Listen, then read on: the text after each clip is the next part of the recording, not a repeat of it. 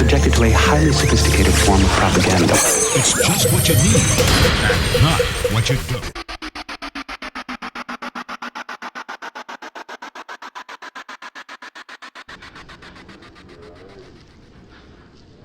Good morning. You're listening to Tony Caravan Live. And that pause was what you would call a pregnant pause. Glasses? No glasses. Glasses? No glasses. Vote below. I think I'll wear glasses in case I read something today. And welcome to another morning show. Tony Caravan with you, your host.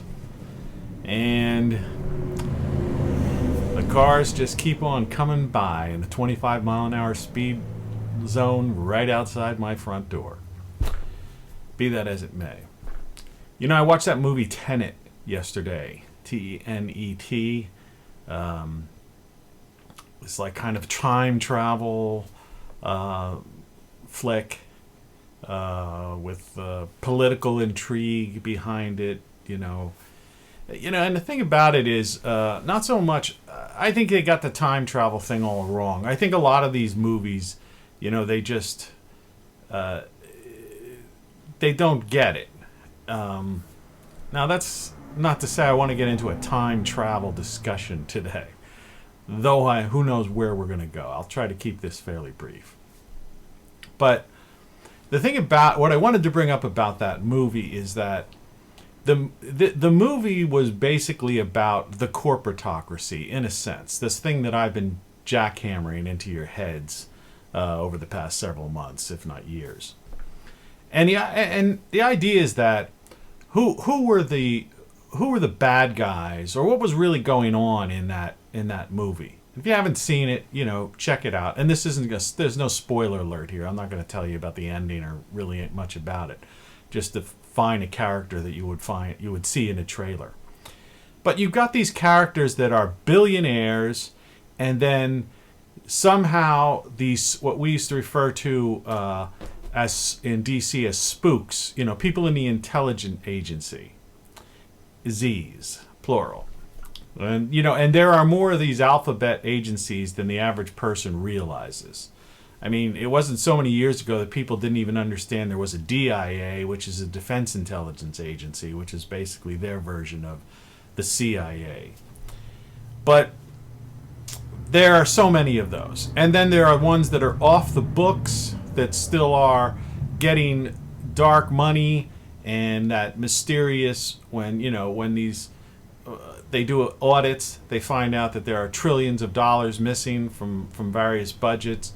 You know, there are people funded by that sort of thing. And then there are people that are independently funded by their own nefarious activities. And we learned about that with like things like what was going on out on the West Coast with the CIA many years ago, where they were actually making money from drugs. And then we had in the 80s, we had the arms sale thing going on. An Iran-Contra deal. So if one, they don't get the money from the U.S. taxpayers on the books. Two, these are black ops getting so-called dark money from just stealing the money out of the budget in some way, shape, or form. Or three, they're just performing activities, the illegal activities, things that would shock people, and that's how they get their funding. Or four, they are just mercenary type of organizations with ex-Intel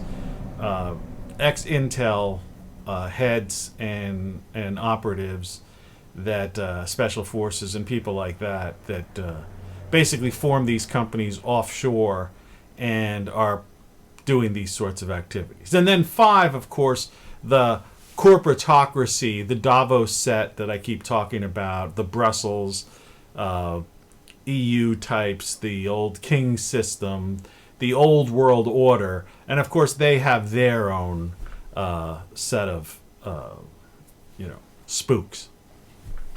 And so this movie had, dealt with this with a kind of a sci-fi edge, dealing with this idea of time travel. And so people watch this and they get caught up, and it's a thriller, and then, it gets talked about. I'm talking about it. But the one thing that they don't, it's the same as with watching a flick like a Jack Reacher movie, or even Mission Impossible.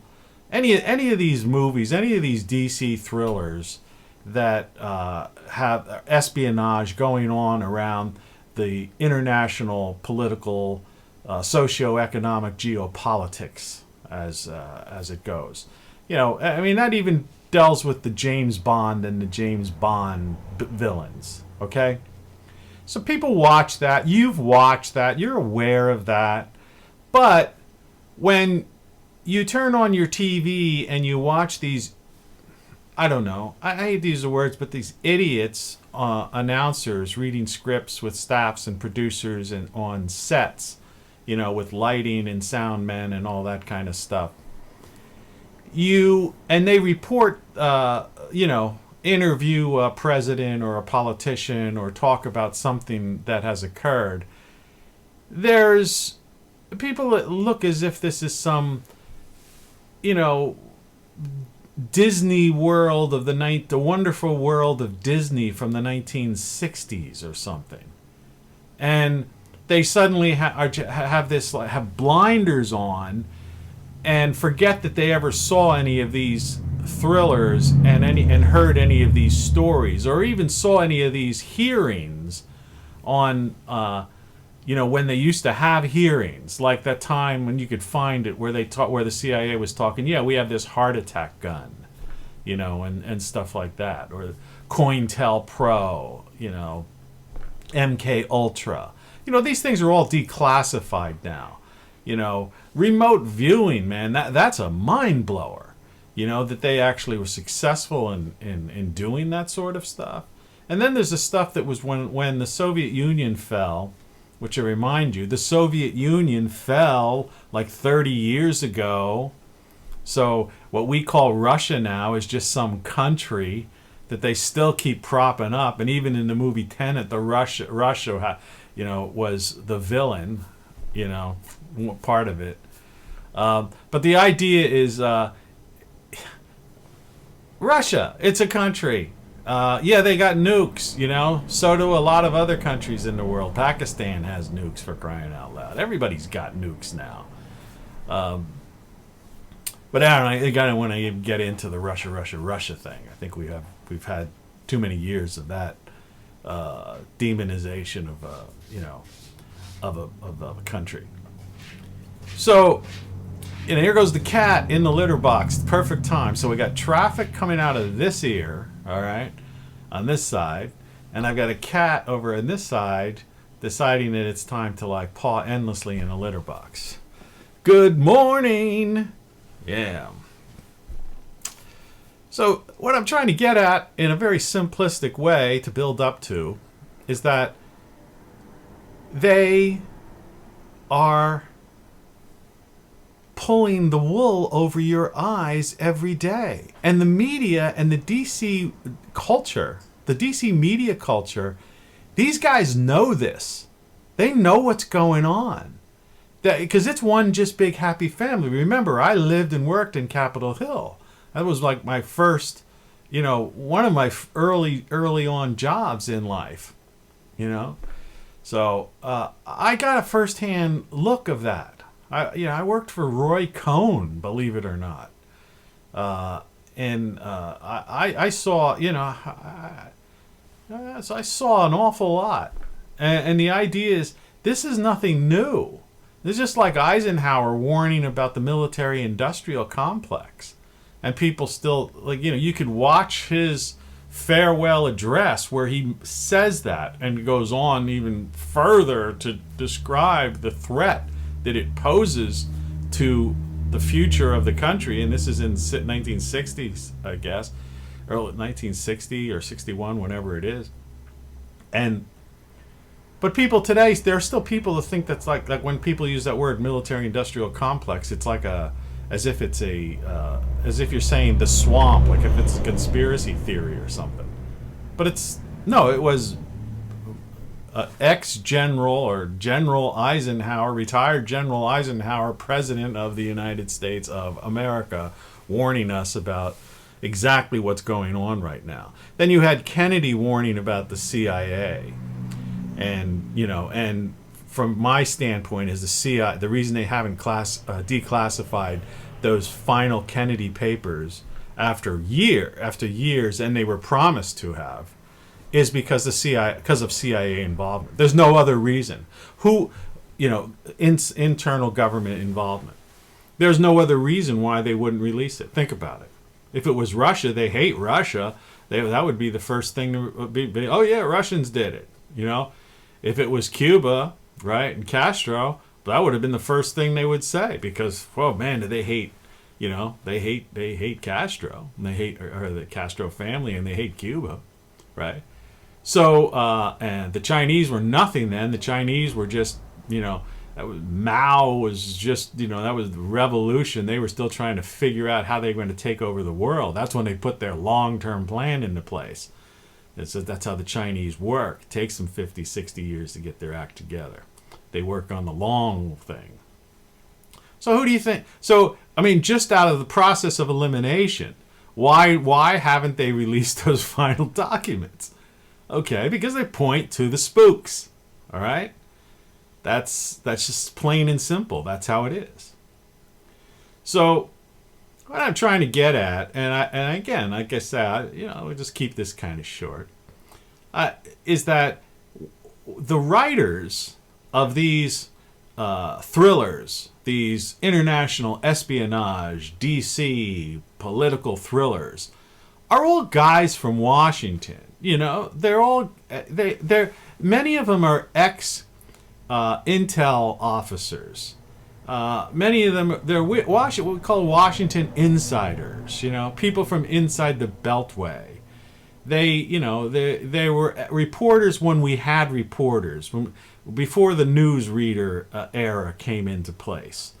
When news programs were produced, there was more money spent producing a 20-some minute nightly newscast than was spent producing a hit TV series in prime time on television.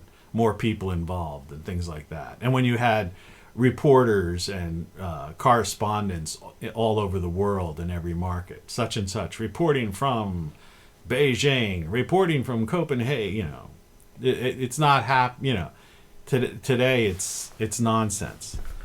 I had better technology when I was doing live remote broadcasts with mountain climbers in the Himalayas and people exploring Antarctica and taking people to the North Pole, trekking across the North Pole, than these CNNs and ABCs and Foxes have even today. The technology-wise, stuff we were doing 25 years ago was like a mind blower to people. We were using satellite technology. We were just using satellite technology. I was using used satellites, and I called together about 3 or 4 different existing technologies that were out there, and the companies had no idea that had never dreamed, because they were separate companies. Had never dreamed someone could piece together a satellite phone, tie in the satellite phone into a laptop, and then use some software with a little bit of jiggering around, to create a two-way communications, 25 years ago. But basically, when the average person, 99.9% of the people, didn't know the internet existed. 35 years ago, I was sending my brother emails and a friend of mine in Australia emails over what was, the beginnings of the internet. Think about it. People didn't the average American and European didn't understand the internet until like the late 90s, until they got a free AOL CD in the mail. You've got mail. You know, they had no idea. We were already doing two-way broadcasting live events, and had web pages and things that, you know. So I know what's going on, and these guys know what's going on. And so these movies come out, these books come out, people read them, they get all caught up in it. But then when it comes down to looking at these cardboard candidates, these puppets that are in office, you know, and these news media people that sit there and ask them ridiculous, you know, pussified questions, they pretend as if none of this stuff exists. And like I've said before, and I've written about in my books, you could see Codex in the background there.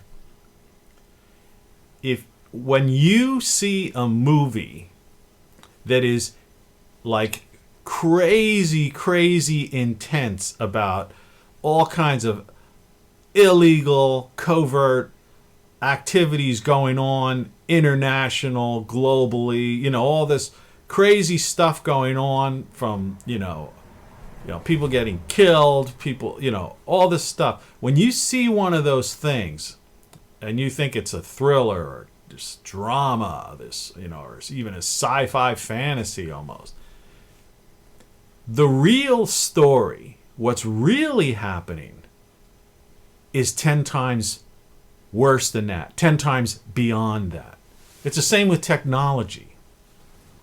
People in the know used to know certain companies, they, as a business plan, they would have their technology that was released of that day, you know, the current technology, say, in 1995 or in 1985. That technology, that equipment, that machine, that whatever was released at that point, that was 10 years behind what they had in the pipeline. And that wasn't, you know, that's no, you know, fantasy either. No, that was good business. That was good, sound business. That their investors demanded that. Their boards of directors demanded that.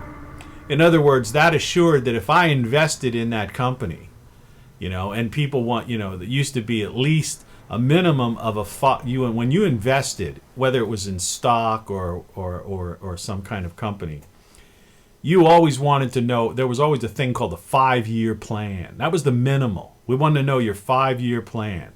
I want to see your fixed and variable expenses, your profit and loss projections for at least 5 years.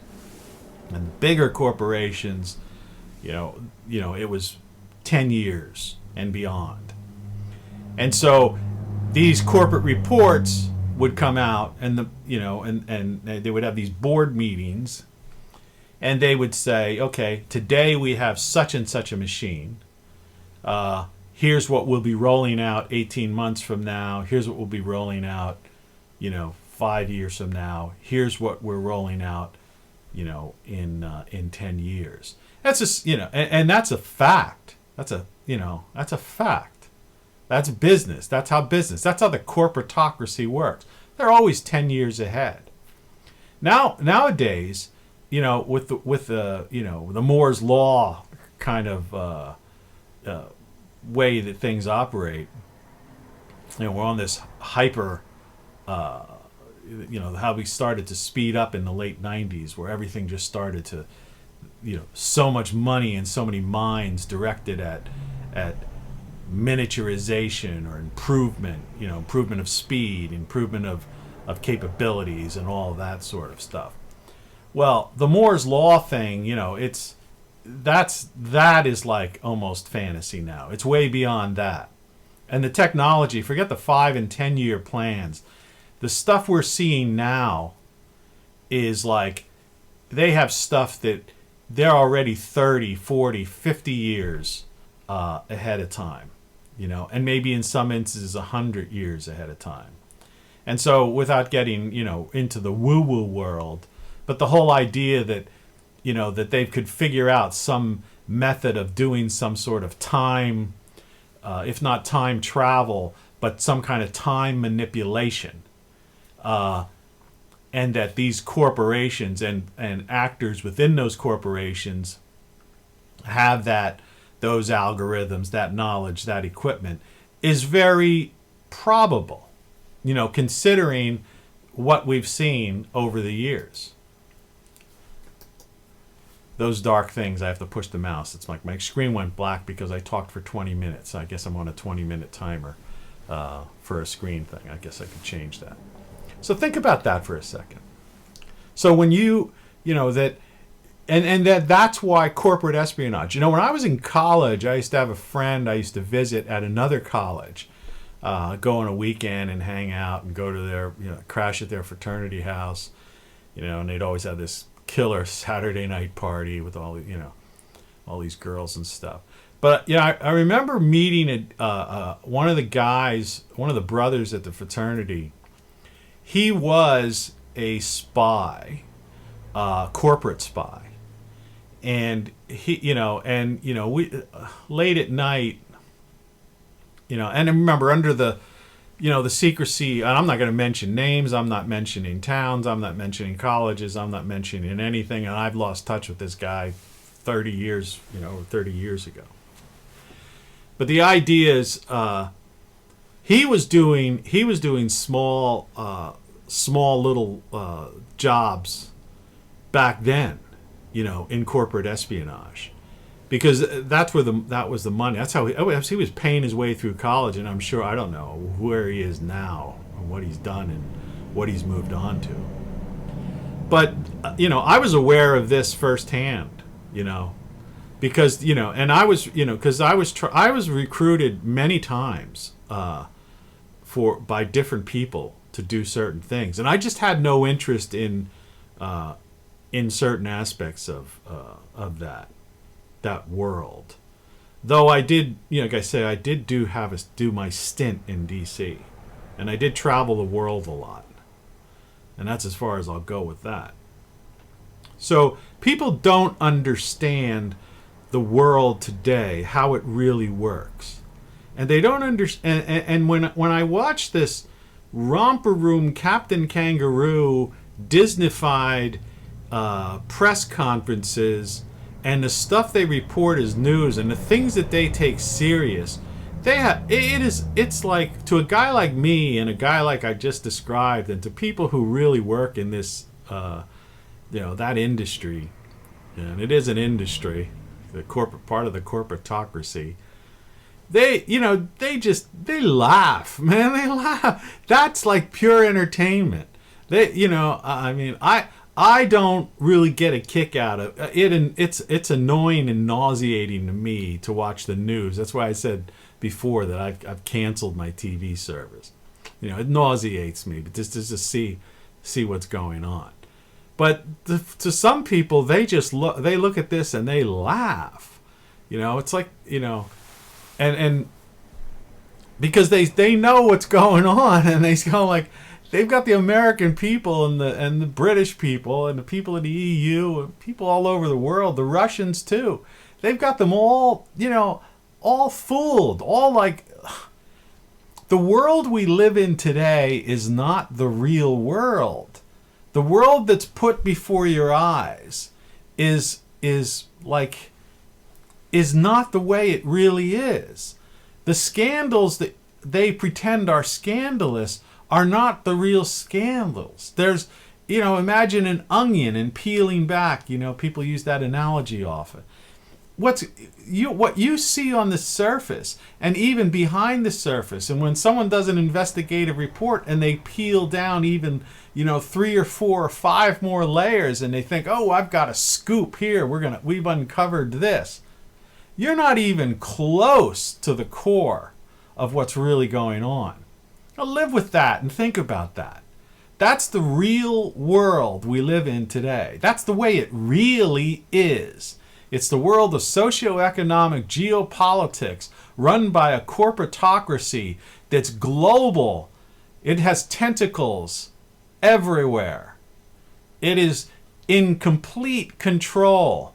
And the moment that there is anything that's out of its control, there is instantaneously actions taken to take out that person or erase that thing from the public consciousness or whatever. And when you see these odd things happen, I see them all the time. Maybe you got to be a little bit have the radar to see it. But I see all the time these strange things, like there's this event or something happens or whatever, or somebody does something and somebody magically, and another suicide or another disappearance, or somebody was saying something but then suddenly they're gone from the news cycle, right? Or there was some big event and then then you don't hear any more about it. You know, that's them. That's them. That's what they do. That's how they work. They control everything, every aspect of your life. Now that doesn't mean, as in my previous video I said, you're free to do whatever you want to. Hey, as long as you don't mess with them, you're fine. But you better hope you never accidentally brush up against the wrong person who's trying to do something, or you're in the way of something that has something to do with something at a much higher level of the way the world operates. Because if you get caught in between that, you're nothing, you're nobody at that point. And you will be erased from existence. Very simple to do. Very simple process. These people have it down. They've been doing it forever. That's just a little Monday, or what is it? No, it's Wednesday already. Hump day. Little hump day. Something for you to ponder. A hump day ponderance from your host with the most, Tony Caravan, who seems to be a little more awake today than I was in my previous video. Yeah, decent night's sleep. Still got up early, but that's that. So anyway, we'll be back at this sometime soon. Sometimes it's, a couple days in a row. Sometimes it's once a week, whatever. But it's the morning show, and you really ought to subscribe and like to this stuff, because, man, am I going to be blowing your mind this year. There's an awful lot going on right now that you have no idea. You have no idea.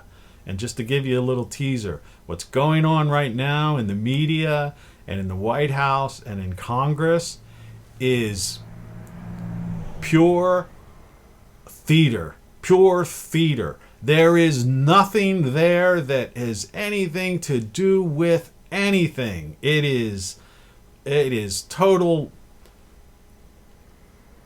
bait and switch. Complete diversion from reality. Complete and total utter diversion from reality. Nothing, everything you know is wrong, which is another one of my sayings besides the other one that I pushed last week, going, you don't know what you don't know. And both of those are true simultaneously. Have a great day. Talk to you soon.